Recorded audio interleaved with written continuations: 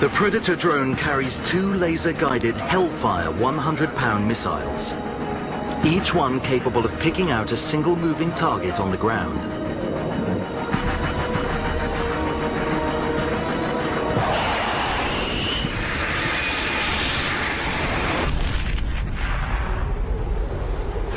One of the missiles scores a direct hit on the enemy bunker. But the mortar attacks keep coming. I felt like the situation was so bad that if I didn't do something, that no one would come home.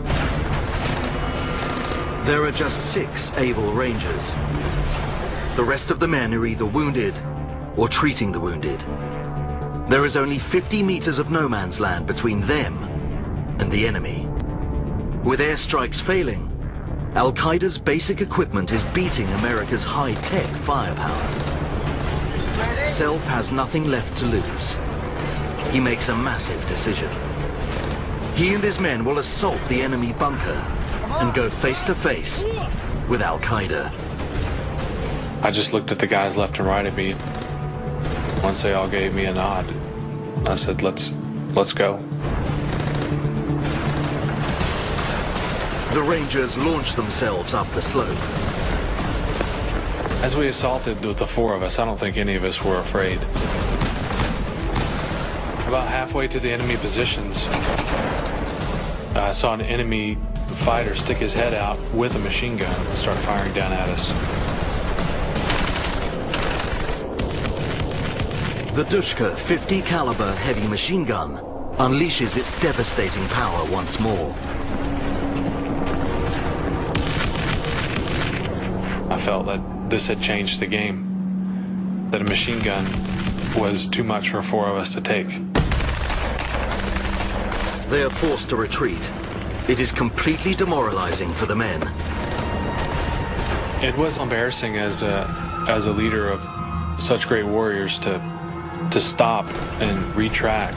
As Americans, we don't necessarily train the defense.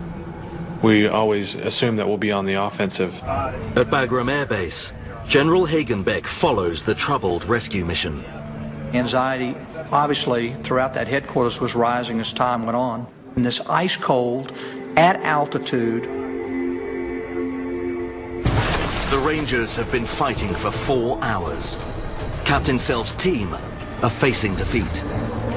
Yeah, I was in a really troubled state of mind. I mean, there was no clear answer. There was no clear path out of this situation.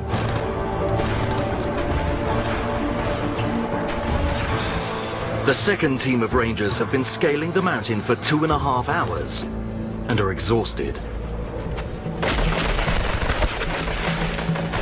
Finally, they join the other Rangers.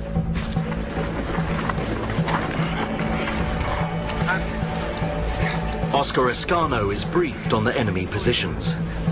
The odds were really stacked against us. We are our own reinforcements. If we encounter more resistance than we expected, we just have to fight harder. We're taking heavy fire. Oscar gives his team only a minute to get their breath back, because Self's team is under threat. What started as a rescue mission has turned into a life-or-death battle for control of the ridge. 2 Chinooks have been shot down, airstrikes have failed, and the Army Rangers' Quick Reaction Force have been beaten back by Al-Qaeda. Captain Self knows that their only hope of survival is to take the bunker, but they have already failed once. We put together a very simple plan. The plan was, we shoot and you move. Just before we set out on the assault, the enemy was quiet. We didn't see the enemy. We had no idea what the enemy was doing. Everyone that could stand up just stood up and began to shoot. A 14-man Ranger force assaults the camp. The assault began with just a massive amount of firepower.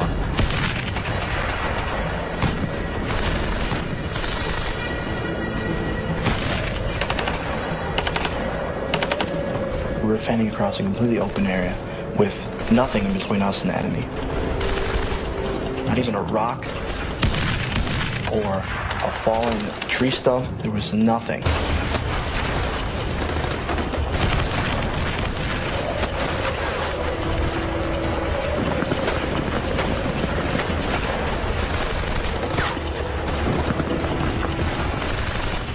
first gun position is taken.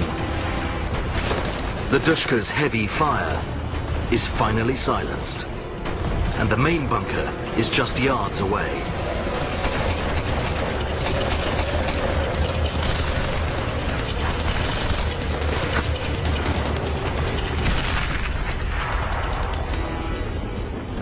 There were dead bodies everywhere.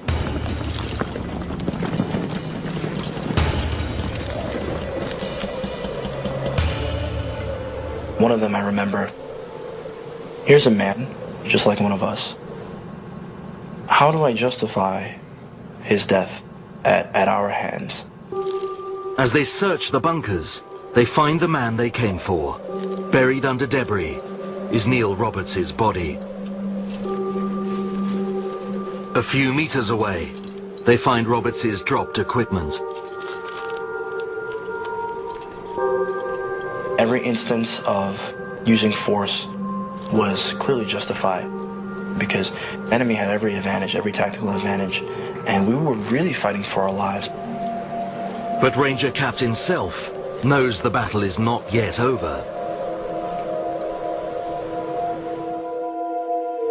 Further down the mountain, the men they came to save, a team of Navy SEALs, are still battling. We were right in the middle of the enemy's terrain. I was wondering, will we be able to hold out? What's the enemy going to do next? Do we have enough time for this? They must secure the ridge. Medic Corey Lamoureux is convinced the area has been secured. He prepares for an evacuation by moving the wounded outside the helicopter.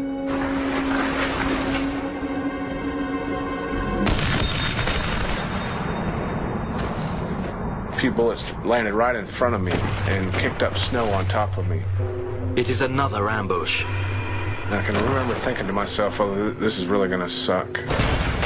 Before he can react, he takes several bullets to his body. I had never been shot before. The pain was intense. I rolled over into the fetal position. You know, all these thoughts were going through my head, you know. Whether I was actually paralyzed, I'm not sure. His fellow medic, Jason Cunningham, is also hit. He is slipping away. He's losing blood, and we need to get to him quickly. Once again, the Rangers are in desperate trouble. The Americans have stirred up a hornet's nest. US observation points in the valley see more groups of Al-Qaeda fighters moving around the mountain. Al-Qaeda are outmaneuvering the Americans.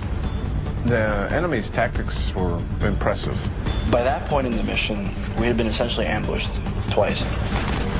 Just when the Rangers think the hard-won battle is over, Al-Qaeda launch a devastating counterattack. The critical situation I need it now! just got worse. An American Chinook is shot down on a remote mountain ridge in Afghanistan. The enemy camp is taken, but Al-Qaeda launch a devastating counterattack. Medic Corey Lamoureux knows his chances of survival are slim. It's a flip of the coin. You either have significant internal bleeding or you don't. My first thought was that this is really going to suck for my kids because I knew I was going to die.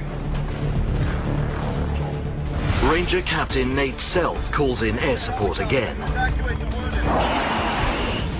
This time, the well-aimed bombs nullify the counterattack from the valley.